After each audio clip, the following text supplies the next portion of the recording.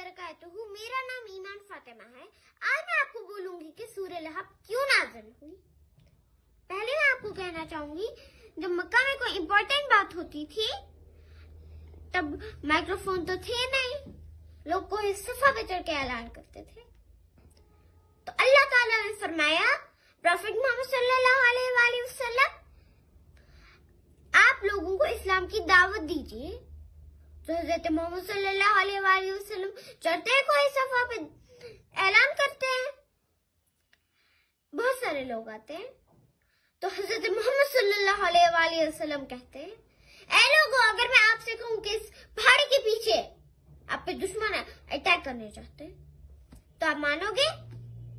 वो कहते हैं, हाँ आप सादिक है, आप हमेशा सच कहते हैं। तो हजरत मोहम्मद सल्लल्लाहु अलैहि वसल्लम कहते हैं कि मेरी बात मान लीजिए कि अल्लाह एक है, आप अल्लाह की इबादत कीजिए, इस्लाम की दावत कबूल कीजिए। और सारे लोगों में से एक बंदा उठ के बात करने लगा। कौन था वो?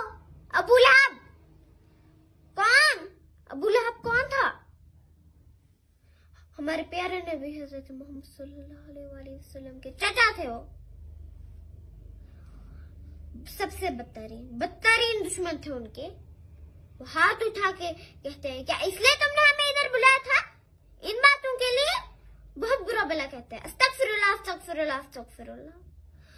तो अल्लाह को ऐसा बर्दाश्त होगा कि उनके महबूब को कोई बुरा भला कहे और अल्लाह उसको माफ कर दे? अल्लाह ने उसी वक्त सूरह लहब नाज़िल की। तब बचेगा अभी लहब हो, तब टूट जाए अबू लहब के हाथ और वो बर्बाद हो जाए, जो हाथ उसने हमारे प्यारे नबी हजरत मोहम्मद सल्लल्लाहु अलैहि वसल्लम को बद्दुआ देने के लिए उठाया था। ना उसको माल काम आया ना उसकी कमाई, जो उसने उम्र भर कमाई थी। बहुत ही अमीर आदमी था, लेकिन ना उसका माल काम आया ना उसकी कमाई जो उसने उम्र भर कमाई थी। यहाँ तक कि बीमारी में उसकी औलाद ने उसको छोड़ दिया, ना उसका माल काम आया ना उसकी औलाद। यहाँ तक उसके बेटू तक ने उसको छोड़ दिया, एक कमरे में बंद कर दिया, मरने के बाद एक गड्ढे में फेंक दिया जैसे वो एक गंदगी है। धकेल दिया जाएगा उसको एक आग में, अंगारे जैसी आग में।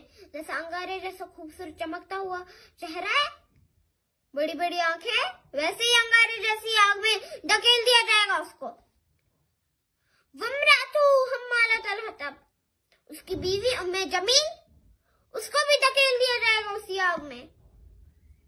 लकड़ियां जमा करती थी, कैसी लकड़ियां? कौन-सी लकड़ियां? कांटों वाली लकड़ियां रस्तों में छोड़ के जाती थी, ताकि जब हमारे हजरत मोहम्मद सल्लल्लाहु अलैहि वसल्लम जब तहज्जुद की नमाज पढ़ने निकले, उनके पैरों में हो चुभे। कितनी बदतरीन औरत। फीजीद है आप लोग में मसद, माला पहन के निकलती थी, बड़ा नाज था उस माला पे। हजरत प्रॉफिट मोहम्मद सल्लल्लाहु अलैहि वसल्लम के बारे में बहुत बुरा भला कहती थी, बहुत परेशान करती थी उनको। वही माला कयामत के दिन, बदले के दिन एक रस्सी में बदलता जाएगा, जलती हुई रस्सी होगी उसके गले में, और वो अंगारे जैसी आग को और बढ़ाएगी।